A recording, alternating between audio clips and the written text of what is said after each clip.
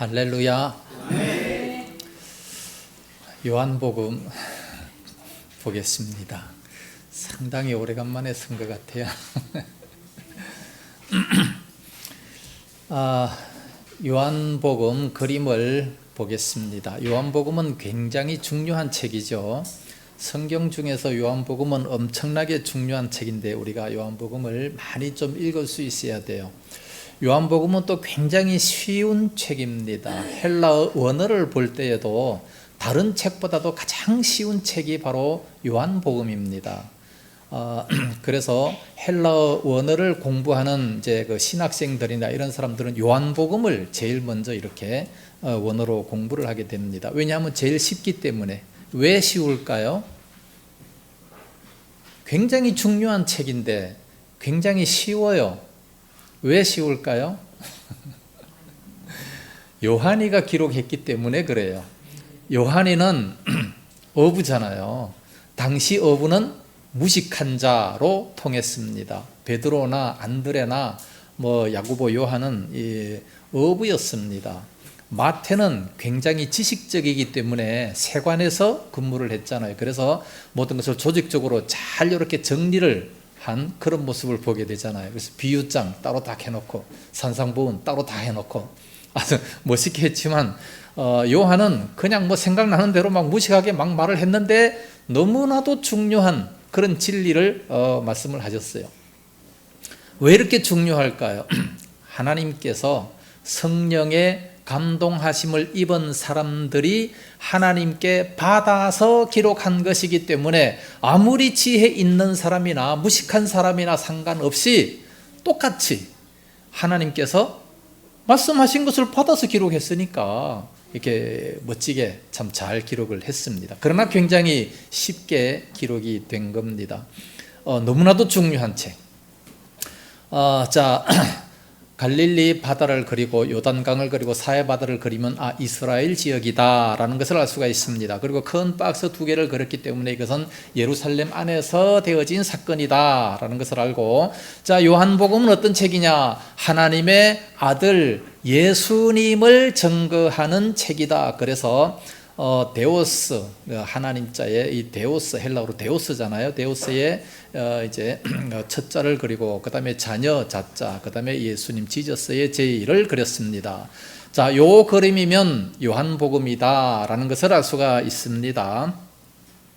요한복음 1장은 요단강에다가 놨습니다. 요단강에다 놓고 요한 증거, 요한이 증거했어요. 뭐를 증거했다고? 예수님의 신선성, 예수님의 신성, 선제성, 성육신, 그것을 증거했다는 겁니다. 이 발음 잘해야 돼요. 발음을 똑바로 해야지 잘못하면 엉뚱한 말이 나옵니다. 예수님의 신선성, 예수님의 신선성.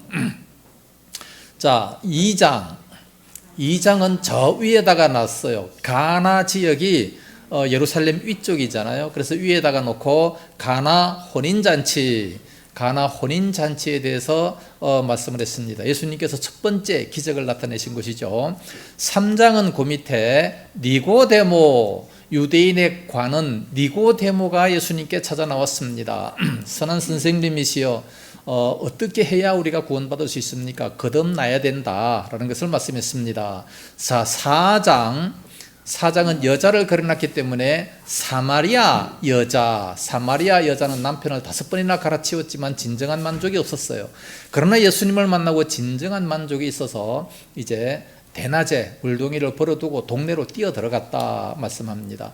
5장은 베데스다 연못. 글씨가 앞에 나오니까 모르면 읽기만 하셔도 돼요. 이렇게 자꾸 반복하는 이유는 반복하면 저절로 외워지기 때문에 그렇습니다.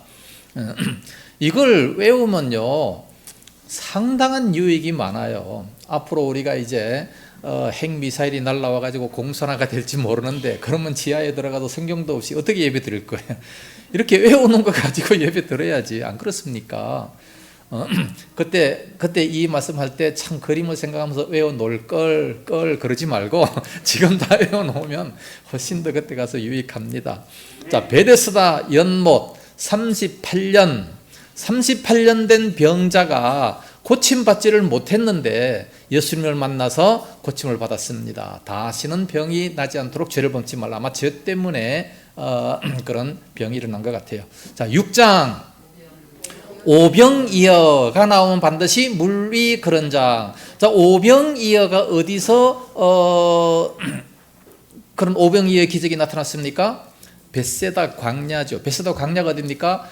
갈릴리 바다 바로 위쪽이에요. 바로 위쪽, 그 왼쪽, 오른쪽, 위쪽 그쪽에서 이제 거기에서 5,000명의 무리를 놓고 말씀을 하셨는데 어떻게 그 많은 사람들이 있는데 예수님께서 말씀하시면 그걸 다 들을 수가 있었겠습니까?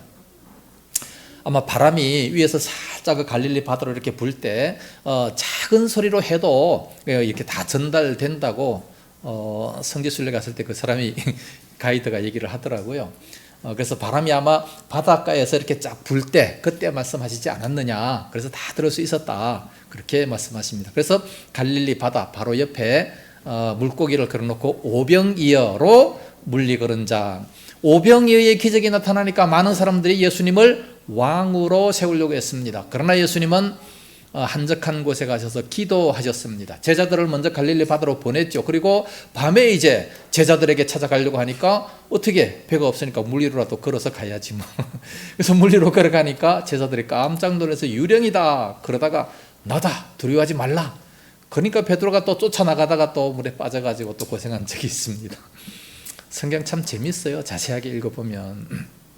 자, 7장 초막절 예수. 자, 초막절 날에 성전 문 앞에 서서 큰 소리로 외쳐 말씀하셨습니다. 누구든지 목마르거든 내게로 와서 마셔라. 자, 목마른 사람들, 영적인 목마른 사람들은 예수님 앞에 나오면 모두가 다 해결된다는 것을 말씀합니다. 8장 가늠한 여자, 예쁜 여자를 그려놨기 때문에 가늠한 여자는 현장에서 돌로 맞아 죽지만 그러나 예수님을 만나서 기적적으로 살게 됐습니다. 우리가 예수님만 만나면 영적으로도 육적으로도 다 살 수 있습니다. 영혼이 죽는 것이 가장 참 비참하고 중요한 건데 예수님을 만나면 영혼이 살 수가 있습니다. 자, 9장 맹인장. 9장은 이제 눈에다 까만 걸 칠해놨기 때문에 이 소경입니다. 소경, 맹인장. 이 사람이 맹인으로 태어난 것이 누구 죄 때문입니까? 부모 죄 때문입니까? 본인의 죄 때문입니까?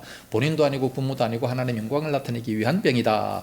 10장 목자장. 자, 10장은 지팡이를 걸어놨어요. 지팡이를 걸어놨습니다. 자, 알고 이게 뭐냐? 자꾸 그러지. 그 지팡이입니다. 목자가 지팡이를 갖고 있잖아요. 지팡이와 막대기로 나를 아니하시나이다. 지팡이를 갖고 있어요. 지팡이로다가 양들을 잘 인도하고 또 막대기는 뭐 합니까? 이리가 오면 때려서 잡아야죠. 지팡이와 막대기. 그래서 목자장은 어떤 목자가 있느냐? 선한 목자가 있고 삭군 목자가 있다. 선한 목자는 양들을 위해서 목숨을 버리는 자, 삭군은 도망가는 자, 조금만 힘들고 조금만 이렇게 손에 남으면 도망가는 자. 11장 나사로 살림. 무덤을 걸어놨어요. 무덤에 십자가를 걸어놨기 때문에 부활하는 장입니다. 죽은 지 나흘이 됐지만 그러나 다시 살리심을 받았습니다. 예수님께서는 참 믿음이 좋으셔서 죽은 사람도 보고 그냥 명령하시면 다 이렇게 살아나와요. 우리도 또 그런 믿음을 가졌으면 얼마나 좋겠습니까? 12장 입성. 자, 또 예루살렘 성 문 앞에다가 번호를 놨습니다.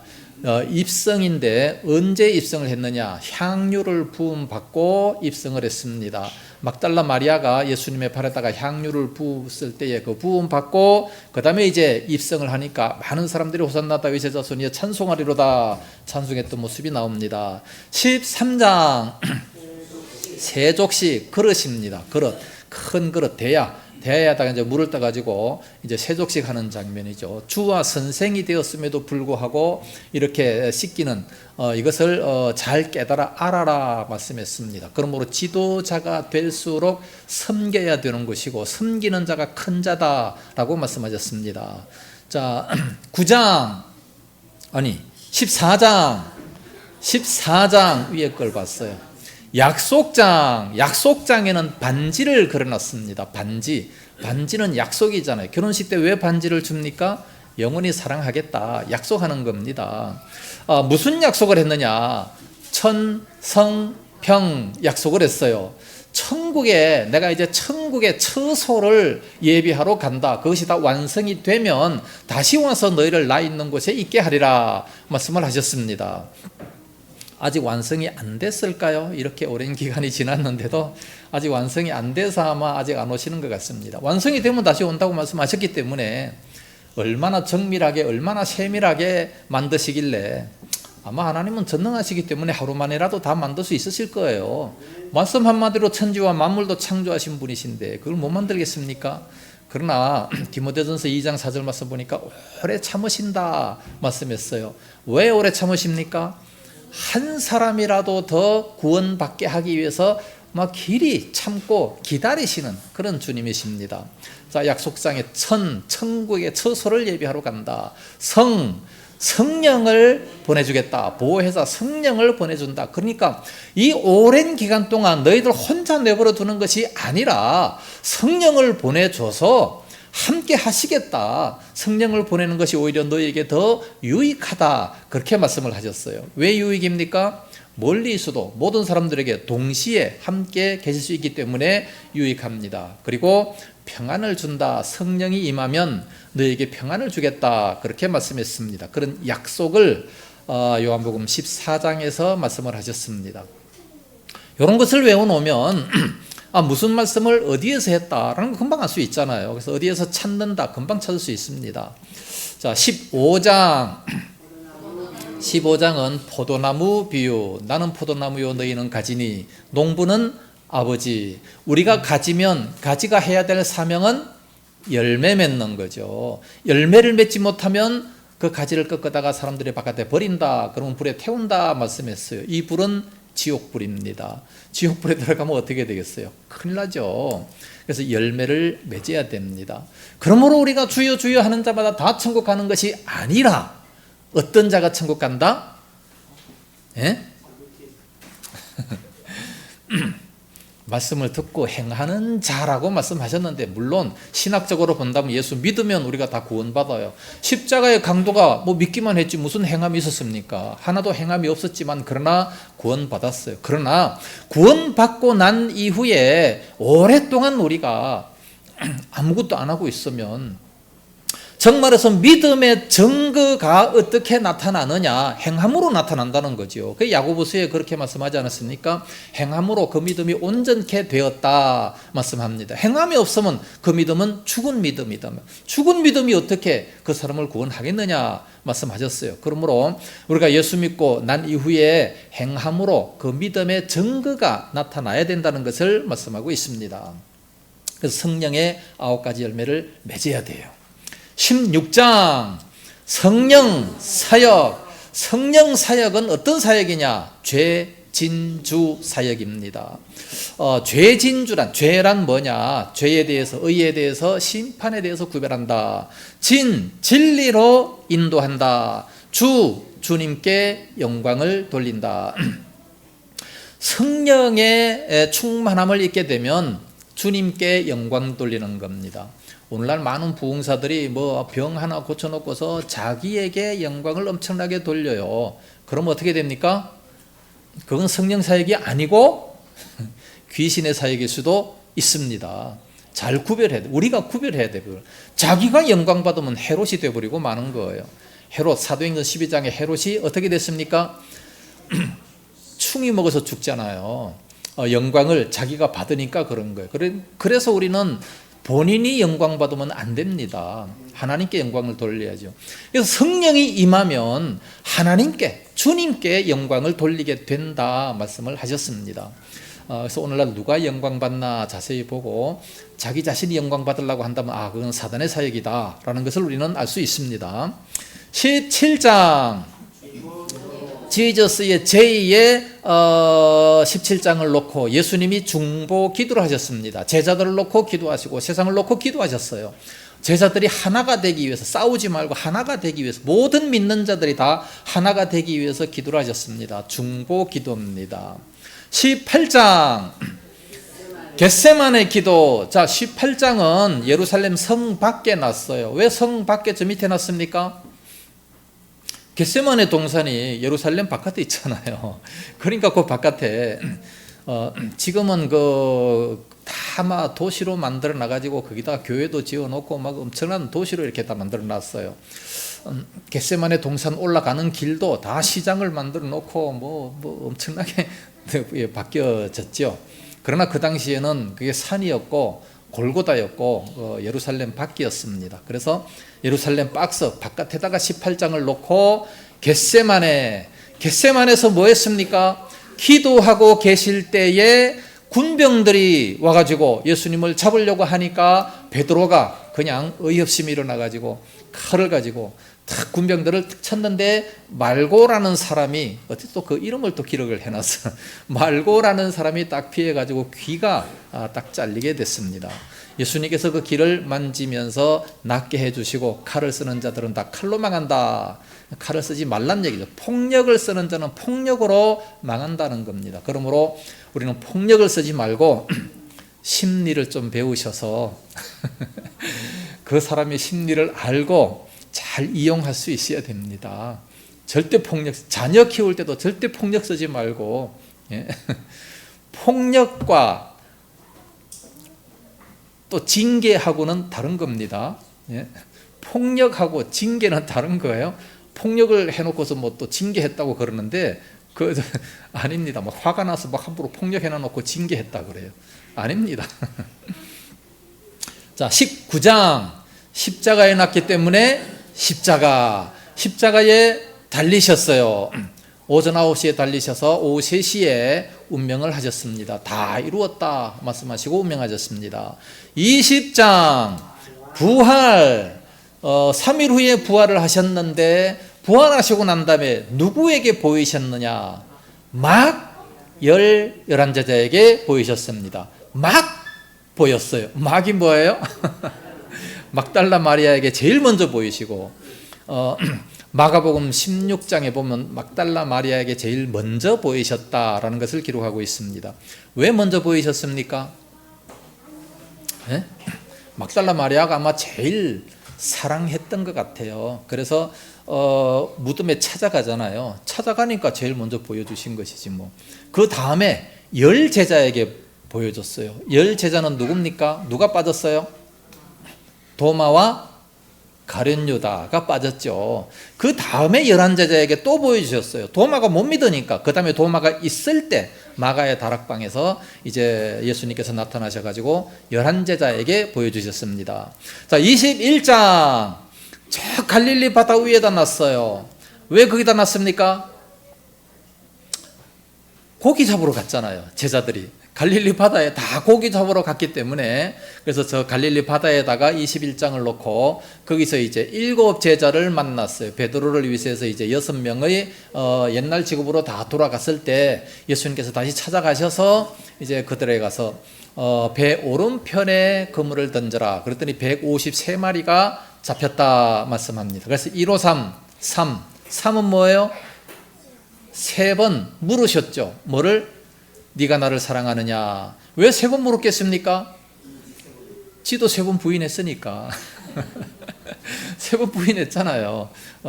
그러니까 예수님께서도 3번 반복해서 물으니까 막 참 마음이 너무 아프죠. 내가 주를 사랑하는 줄 주께서 아시나이다.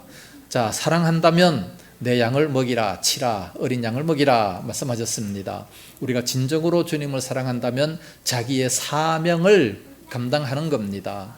우리의 사명이 뭔지 확실하게 깨닫고 정말 주님을 사랑한다면 그 사명을 감당해야 돼요.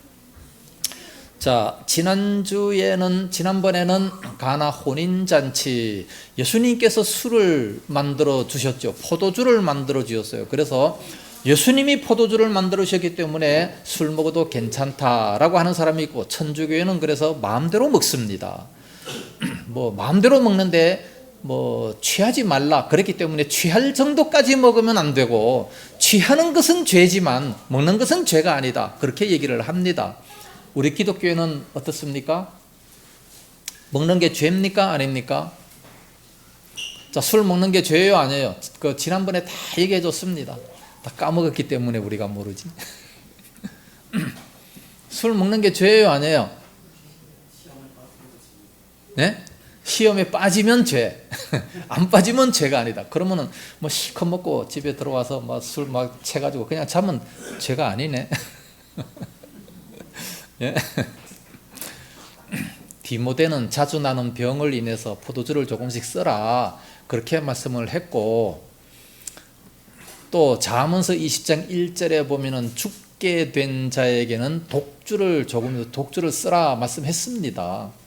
그걸 안 쓸 때에 죽는다라고 한다면, 술을 안 먹었을 때 죽는다라고 한다면 그때는 쓸 수 있습니다. 그 당시는 술이 무슨 역할을 했습니까? 약의 역할을 했잖아요. 약. 포도주를 붓고 그 사마리아로 가다가, 선한 사마리아 사람이 여리고로 내려가다가 강도 만난 그 사람이, 사마리아 사람이 그걸 상처에다가 뭐 했어요? 포도주를 부었잖아요. 소독도 해주고. 그러니까 약으로도 이렇게 사용이 된다는 겁니다. 그런데 이것을 만약에 즐기기 위해서 먹는다든가 뭐 재미로 먹는다든가 그러면 잠언서 23장 31절에 너는 그것을 쳐다보지도 말라 맞습니다. 아예 쳐다보지도 말라. 이것은 먹는 것보다 훨씬 더 무서운 그런 말입니다. 그래서 지금 중동 지역에는 물 대용으로도 사용합니다. 뭐 포도주를 가지고 목이 마르니까 이제 물 대용으로도 그렇게 사용해서 먹을 수 있어요. 외국 사람들은 조그만 와인 같은 것도 요만큼 갖다 놓고 2시간씩 마시면서 이렇게 대화를 하잖아요. 한국 사람들은 한 잔 딱 해놓고 원샷 3초 그냥. 그래 먹는 사람은 세상에 대한민국밖에 없다는 거예요. 그것도 배가 부르도록 술을 마시는 사람은 대한민국밖에 없습니다. 그렇게 먹으면 안 된다는 거죠. 그런 거를 선교사들이 미리 다 보고 알기 때문에, 그래서 우리나라의 법으로 아예 딱 만들어 놨어요. 술 먹지 말라. 자, 오늘은 3장 니고데모. 자, 3장의 맥은 1절과 2절입니다. 1절과 2절에 맥 표시를 하시고 우리 다 같이 읽습니다. 시작. 그런데 바리새인 중에 니고데모라 하는 사람이 있으니 유대인의 지도자라. 그가 밤에 예수께 와서 이르되 랍비여, 우리가 당신은 하나님께로부터 오신 선생인 줄 아나이다. 하나님이 함께 하시지 아니하시면 당신이 행하시는 이 표적을 아무도 할 수 없음이니이다. 자, 1절에 첫 번째 줄에 니고데모는 어떤 사람이냐? 1절 끝에 유대인의 지도자. 유대인의 이 지도자는 어떤 사람이었습니까? 70명이 있습니다. 우리 대한민국의 국회의원은 몇 명입니까? 300명. 엄청나게 많네요. 뭐 인구가 많으니까 뭐 어쩔 수가 없죠. 그런데 이때는 유대인들이 인원이 그렇게 많지 않았기 때문에 한 70명 정도 됐습니다. 이 공회라고도 하죠. 공회의 지도자입니다. 지도자면 상당히 위층에 있는 사람인데 2절에 첫 번째 줄 끝에 줄칩니다. 랍비여, 우리가 당신은 하나님께로부터 오신 선생인 줄 아나이다. 랍비여, 우리가 당신은 하나님께로부터 오신 선생인 줄 아나이다. 이런 말을 했어요. 이 언제였습니까? 그가 밤에 예수께 와서. 왜 밤에 왔어요? 창피하니까. 지도자가 일개 목수한테 찾아와서 물어요. 뭘 묻습니까? 영생에 대한 이 심오한 진리의 말씀을 묻는다는 게 창피하지 않습니까? 그래서 밤에 찾아오게 되는 겁니다. 아니 자기가 지도자인데, 유대인의 지도자인데 목수한테 와가지고 물을 나니까 창피해서, 그 당시 예수님께서는 많은 정말 진리의 말씀을 하시니까 엄청나게 많은 사람들이 예수님을 따라왔어요. 막 기적도 막 나타냅니다. 물로 포도주도 만들어내고 뭐 병자들도 고치고 기적을 나타내니까 그걸 바라보면서 당신은 정말로 하나님께로부터 온 그런 선생님이다라는 것을 알게 되죠. 그래서 행하시는 표적을 아무도 할 수 없음이니다. 그 당시에 뭐 약도 제대로 이렇게 발명이 안 됐는데 그런 놀라운 기적을 행하니까 하나님께로부터 온 선생이다, 그렇게 생각을 한 겁니다. 우리나라도 처음에 기독교가 들어올 때는 기적이 많이 나타났어요. 지금도 선교사들이요, 아주 미개한 나라에 가면 기적들이 많이 나타납니다. 근데 지금 우리 대한민국에는 뭐 기독교가 그렇게 많은 기적이 안 나타나요. 왜 안 나타납니까? 이미 더 놀라운 기적을 주셨기 때문에. 감기 걸리면 옛날에 기도 많이 했어요. 배 아프면 기도 많이 했습니다. 요즘에는 감기 걸리면 약 하나만 먹으면 되고 뭐 병원에 가서 수술하면 되고, 정말 못 고칠 병도 다 고치잖아요. 그러면 수술하는 거는 하나님의 역사가 아닙니까? 그것도 하나님의 역사죠. 하나님께서 우리들에게 은혜 주시고 지혜 주셔서 다 고치도록, 그걸 통해서 쉽게 고치도록 그렇게 만들었습니다. 의약품 중에 마취제 있잖아요. 이걸 뭐 보고 그 마취제를 만들었겠습니까? 아담을 잠재우시고 갈비를 열어가지고 갈비뼈를 하나 꺼내놓음에도 불구하고 안 아프고 잠을 잤어요. 이걸 보고 발명한 게 마취제입니다. 예? 성경에 이런 것이 기록되어 있는데 그렇다면 분명히 뭔가 있을 것이다. 연구해서 마취제를 만들었어요. 그래서 수술할 때 막 가슴을 째고 해도 전혀 모르잖아요. 뭐 자고 있는데 어떻게 알겠어요? 성경을 보면 모든 이 과학 발명도 다 되게 되는 겁니다. 왜 또 글로 갔지? 뭐 하다가?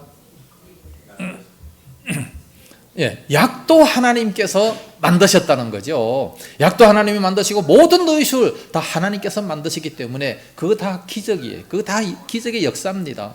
그러니까 하나님께서 아주 편하게 할 수 있도록 우리들에게 모든 병원과 의료시설을 주신 거예요. 그러니까 우리는 감사하면서 기도하면서 그러면서 우리는 기도하면서 약을 써야 되는 겁니다. 그래서 야고보서에 너희 중에 고난당하는 자가 있느냐, 저는 기도할 것이요, 아픈 자가 있느냐, 장로들을 청해서 약을 바르면서 그러면서 기도하라 말씀을 하셨습니다. 기도하면서 병원에 가면 되는 겁니다. 병원도 안 가고 막 기도만 하려고 하지 말고 이 좋은 의술을 놔두고 아주 쉽게 할 수 있는 아주 너무 좋은 시대에 우리는 태어났습니다. 그래서 요즘은 기적이 많이 안 나타나도 얼마든지 더 건강하게 살아갈 수가 있습니다. 자, 3절에서 5절 말씀에 삼지창 표시를 하십니다. 맥을 받쳐주는 그런 구절이죠.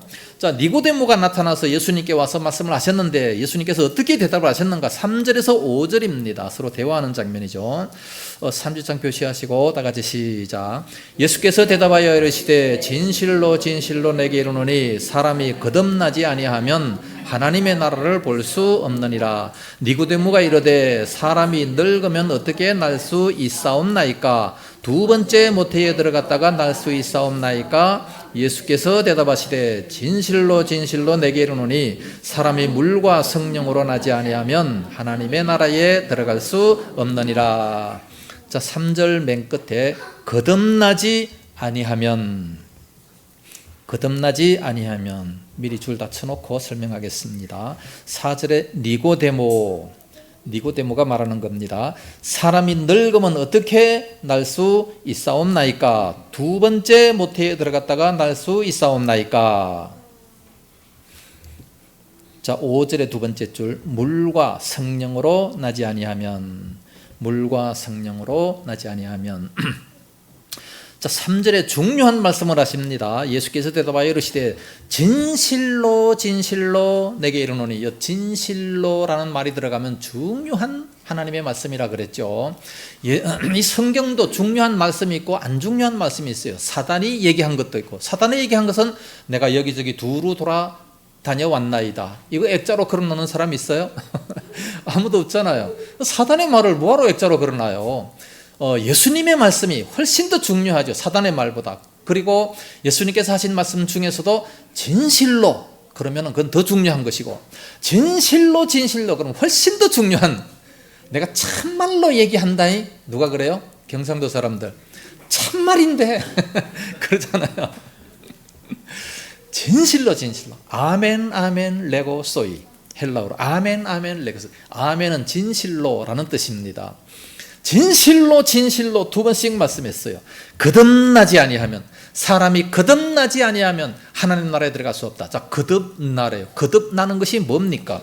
그래서 거듭난다라는 이 말씀, 거듭난다는 것은 다시 태어난다라는 뜻이죠. 자, 사람이 다시 태어나야 한다. 니고데모 보고 그렇게 얘기했어요. 그러니까 니고데모가 깜짝 놀래가지고, 아니 어떻게 사람이 다시 태어날 수 있습니까? 어머니 뱃속에 들어갔다가 다시 태어나야 됩니까? 그렇게 물은 거예요. 이거 말이 안 되잖아요. 두 번째 모태에 들어갔다가 어떻게 날 수 있겠습니까? 거듭나라니, 이게 무슨 말씀이에요? 그러니까 예수님께서 말씀하십니다. 진실로 내게 이르노니, 또 진실로가 두 번 나왔습니다. 사람이 물과 성령으로 나지 아니하면 하나님 나라에 들어갈 수 없느니라. 자, 물과 성령으로 거듭나야 된다 말씀합니다. 우리가 거듭나는 것은 어떻게 거듭날 수 있습니까? 물과 성령으로 거듭나는 겁니다. 자, 우리가 예수를 믿으면 새로운 피조물이 돼요. 새로운 피조물이 되고 하나님의 자녀가 되고 그때부터 의로워진 사람이 되고 이제 하나님의 백성으로서 살아가는데, 어떻게 해야, 무엇으로 우리가 거듭나게 되느냐?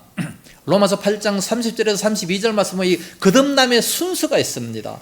하나님께서 맨 처음에 그를 선택하시고 정하시고 부르시고 의롭다 하시고 영화롭게 하셨다라는 그런 말씀이 나옵니다. 먼저 하나님이 우리를 정해놓고 선택하셔야 되고, 그 다음에 부르심의 사역이 있어야 되고, 부르심은 우리가 응답을 해서 하나님 앞에 이렇게 나와야 되고, 나와서 예수를 믿어야 되는 겁니다. 믿고 난 이후에 우리가 점점 말씀을 통해서 영화롭게 될 수가 있습니다. 천국에 갔을 때 완전히 영화롭게 되게 되는 거죠. 그럼 두 번째 태어난다라고 하는 것은 물과 성령으로 거듭난다. 자, 무엇으로 거듭난다고요? 물과 성령. 그럼 물은 뭐고 성령은 뭡니까? 자, 우리가 어떻게 예수 믿게 됐습니까? 예수 믿게 된 것은 물과 성령으로 다시 태어나지 아니하면 절대로 우리가 다시 태어날 수가 없어요. 자, 거듭나지 아니하면 하나님 나라에 들어갈 수가 없다. 우리가 죽어 있잖아요.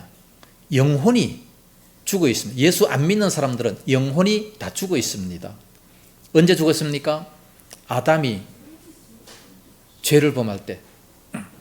이 선악과를 먹는 날에는 너희가 정령 죽으리라. 근데 죽었어요, 안 죽었어요? 안 죽었죠. 육신이 안 죽었어요. 영혼은, 영과 육이 아마 다 죽었어요. 그때 이 아담이 하나님의 말씀을 들었더라면 영혼도 육신도 영원히 살 겁니다. 육신도 아마 안 죽었을 거예요. 그런데 불순종함으로 말미암아 정령 죽으리라. 그랬기 때문에 영혼은 즉시로 죽었고, 그리고 육신은 이제 좀 시간이 지나서 늙어서 이제 죽게 되는 그런 모습이 오게 됩니다. 그래서 예수 안 믿는 사람들은 영혼이 이미 다 죽어 있어요. 영혼이 죽어 있기 때문에 그것을 어떻게 살리느냐? 다시 살려야 돼요. 자, 요한복음 우리 5장 24절 25절 아주 중요한 말씀입니다.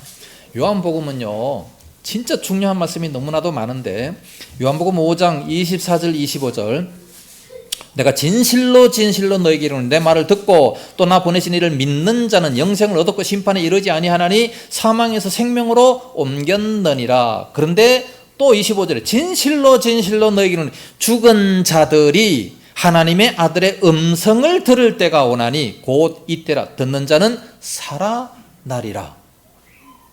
뭐가 살아나는 거예요? 네?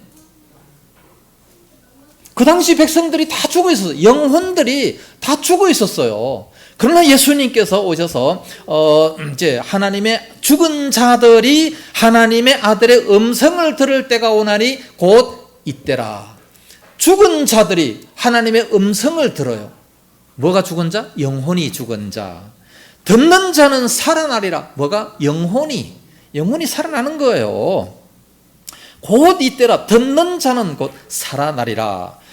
그래서 내 말을 듣고 나 보내신 이를 믿는 자는 사망에서 생명으로 이렇게 옮겨지게 되는데, 그래서 우리가 예수님을 믿으면 세 가지 복을 받는다 그랬죠. 첫째, 과거, 현재, 미래 모든 죄를 용서받고, 두 번째, 하나님의 자녀가 돼서 복을 받기 시작하고, 세 번째, 언제든지 죽으면 천국 가는 이런 복을 받는다. 전도지에서 다 나와 있습니다. 전도지를 이렇게 보면 다 그렇게 돼 있어요. 그래서 곧 이때라. 하나님의 아들의 음성을 들을 때가는 곧 이때라. 듣는 자는 살아나리라. 그리고 어떤 한 청년이 예수님을 따라올 때에 먼저 내 아버지를 장사하고 와서 예수를 따르게 하소서. 그러니까 죽은 자는 죽은 자들로 장사하게 하고 너는 나를 따르라. 그런 말씀 있죠. 죽은 자는 죽은 자를 죽은 자가 죽은 자를 장사하게 하고, 그 죽은 자가 누구예요? 예수 안 믿는 자, 영혼이 죽은 자. 그런 자들은 영혼이 죽은 자들로 하여금 장사 지내게 하고 너는 나를 따르는 것이 더 우선이다 라는 것을 말씀하셨습니다. 그래서 장사 지내는 것보다 더 우선적인 게 뭐냐? 예수 믿는 겁니다. 오늘날 우리 대한민국에 유교 사상이 너무 강해가지고 뭐 부모님이 죽었다거나 모든 일을 다 제쳐놓고, 그냥 모든 일 다 제쳐놓고 거기에 올인을 합니다. 왜 그렇게 합니까? 유교의 사상이 부모 잘 섬기는 거, 이게 첫 번째잖아요. 부모 잘 섬기는 게 첫 번째이기 때문에 살아있을 때는 대충 섬겨도 돌아가시면 아주 잘 모셔야 된다는 겁니다. 그래서 시체를 놓고 이래 모셔라 저래 모셔라. 모시긴 뭘 모셔요. 죽고 난 이후는 전부 다 뭡니까? 사람으로 보면 안 돼요. 인격체로 보면 안 됩니다. 인격체가 존중을 받는 것이지 인격체가 아닌 것은 존중을 받을 필요가 없어요. 시인들이 빈님이 오신다, 이거 존칭을 쓰면 안 되는 거예요. 예? 빈님이 오시긴 뭐 비가 온다지. 안 그렇습니까?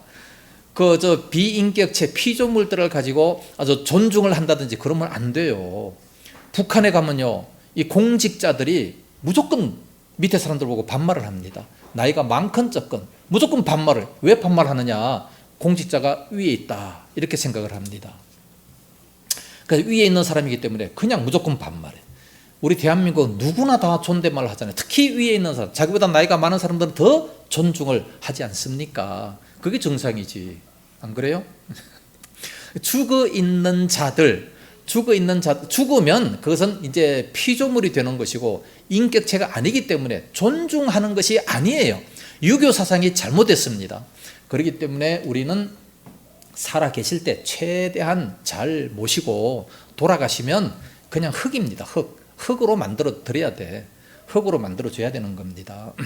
그래서 죽고 난 다음에 모신다고 하는 것이 아니라 살아 계실 때 잘 모시고, 그 다음에 우리는 주님을 따르는 것이 훨씬 더 중요하다, 그렇게 말씀을 하고 있습니다. 그래서 죽은 자들이 하나님의 음성을 들을 때가 오나니 곧 이때라 한 것을 본다면 이것은 바로 영혼이 죽어 있는 것을 말씀하고 있는 겁니다. 그 다음에 우리가 물과 성령으로 거듭난다 그랬는데, 물이 바로 뭐냐? 물은 많은 신학자들이 얘기합니다. 칼빈은 성령이라 그랬고, 또 어거스틴은 세례, 침례를 한다 그랬고, 아이론 사이드라고 하는 신학자는 성경 말씀이다 그렇게 또 얘기를 했습니다. 물로 씻어 말씀으로 깨끗하게 하사, 에베소서 5장에 나오죠. 물로 씻어서 말씀으로 깨끗하게 한다. 우리가 어떻게 깨끗하게 돼요? 영혼이 말씀을 통해서 깨끗하게 됩니다. 그러면 베드로전서 1장 23절 말씀 보면 너희가 거듭난 것은 죽어 있는 것이 아니라 항상 살아있는 하나님의 말씀으로 된 것이라 그랬어요. 우리가 거듭난 것은 무엇으로 거듭났다? 베드로전서 1장 23절 금방 얘기했잖아요. 말씀으로, 항상 살아있는 말씀으로 우리가 거듭났다 그랬어요. 이 성경 말씀은 죽어 있는 말씀이 아닙니다. 예? 히브리서 4장 6절인가요? 거기 보면은 하나님의 말씀은 살았고 운동력이 있어. 예? 좌우의 날선 어떤 금보다도 더 예리해서 우리들의 영과 혼과 및 관절과 골수까지 찔러 쪼갠다 말씀했습니다. 역사책은 다 죽어 있는 거예요. 예? 소설책 다 죽어 있는 겁니다. 성경은 살아있는 하나님의 말씀이다. 그렇게 기록하고 있습니다.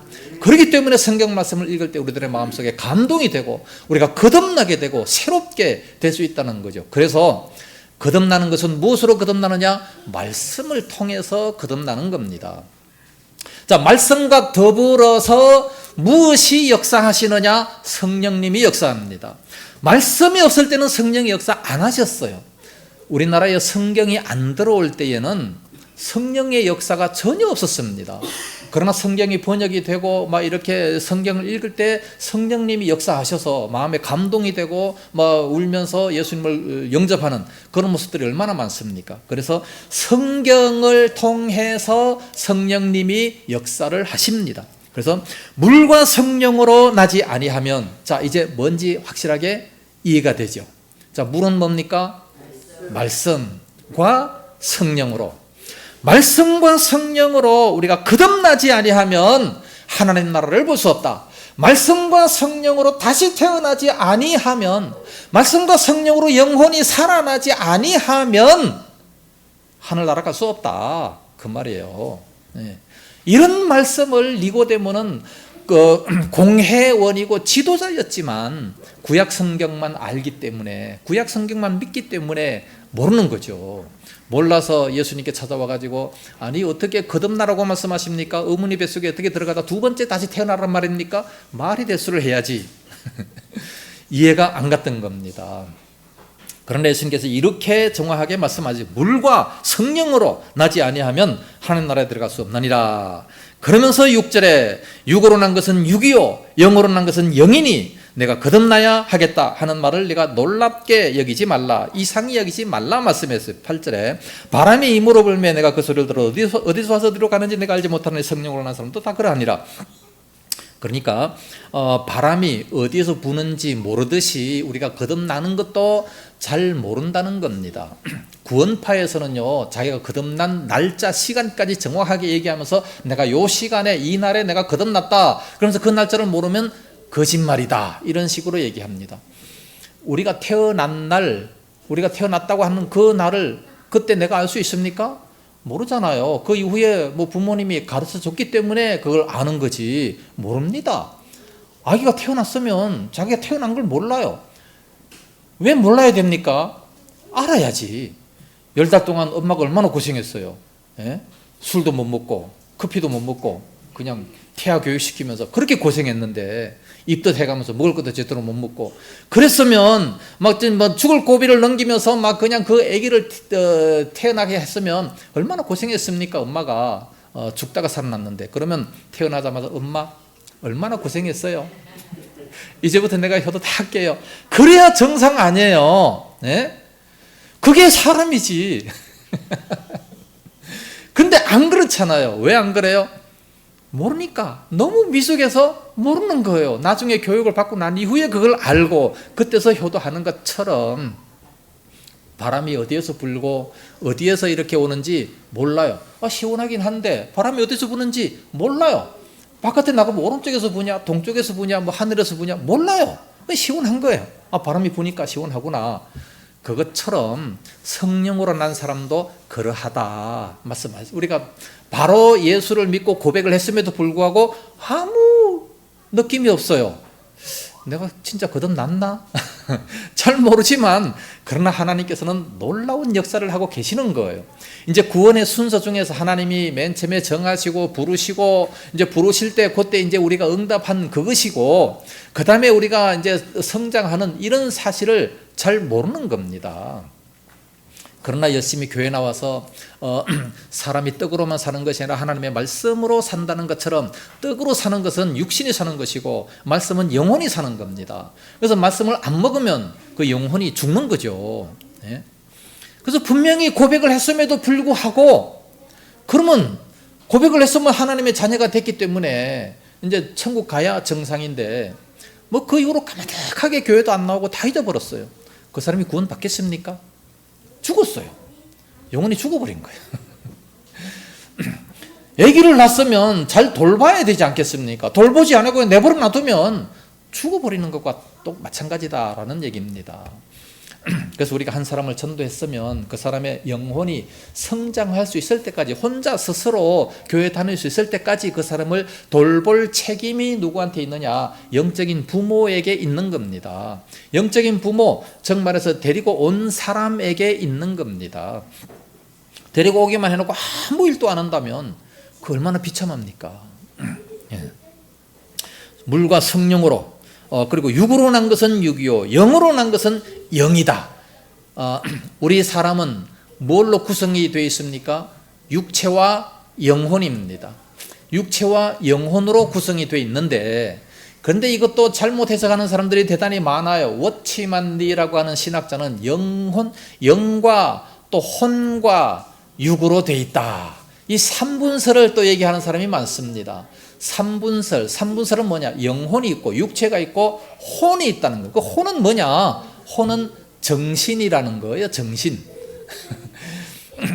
그러나 예수님께서는 마태복음 10장 28절에 몸과 영혼을 아울러 지옥에 던지는 자를 두려워해라.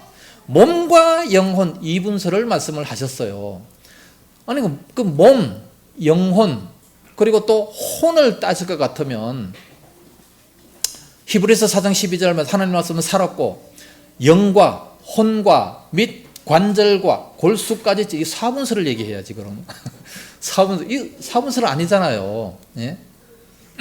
이분설입니다. 영혼과 육체. 여기도 육으로 난 것은 육이요 영으로 난 것은 영이다. 영혼과 육체를 말씀을 하셨습니다. 그렇게까지 자세하게 말씀하셨음에도 불구하고 9절에 니고데모가 대답하여 이르되 어찌 그러한 일이 있을 수 있나이까? 처음 들어보는 말이거든. 처음 들어보는 말이니까 모르는 거예요. 우리들도 처음 들으면요 뭐가 뭔지 그냥 헷갈리죠. 자꾸 들으니까 이해가 되는 거예요. 요한복음 장제목 계속해서 한다고 이상하게 생각하지 마시고 자꾸 들어야 이해가 되고 내 것이 되는 겁니다. 네? 그래서 예수님이 책망합니다. 10절 예수께서 그에게 대답하여 이르시되 너는 이스라엘의 선생으로서 이러한 것들을 알지 못하느냐? 진실로 진실로 내게 이르노니 우리는 아는 것을 말하고 본 것을 증언하노라. 그러나 너희가 우리의 증언을 받지 아니하는도다. 내가 땅의 일을 말하여도 너희가 믿지 아니하거든 하물며 하늘의 일을 말하면 어떻게 믿겠느냐? 그러면서 중요한 말씀을 또 하십니다. 하늘에서 내려온 자 곧 인자 외에는 하늘에 올라간 자가 없느니라. 모세가 광야에서 뱀을 든 것 같이 인자도 들려하리니 이는 그를 믿는 자마다 영생을 얻게 하려 하심이니라. 그러면서 아주 중요한 하나님이 세상을 이처럼 사랑하사 독생자를 주셨으니 이는 그를 믿는 자마다 멸망하지 아니하고 영생을 얻게 하려 하심이라 말씀을 하셨습니다. 여기 보면 모세가 광야에서 뱀을 든 것 같이 인자도 들려야 하리니 모세가 광야에서 뱀을 들었어요. 무슨 뱀입니까? 구리뱀, 놋뱀입니다. 왜 그걸 들었습니까? 이스라엘 백성들이 워낙 이 불평과 이 원망을 많이 했어요. 광야 길이 험하다고 민수기 21장에 보면 길로 인해서 그들의 마음이 상했다 그랬어요. 지금도 이스라엘에서 요르단 쪽으로 이렇게 가다가 보면 길이 굉장히 험합니다. 막 산은 산인데 전부 다 돌산이고 흙산이고 풀 한 폭이 나지 아니하고, 그런데 지금은 아스팔트를 해놨기 때문에 그 아스팔트만 길이지 딴 거는 길이 아니에요.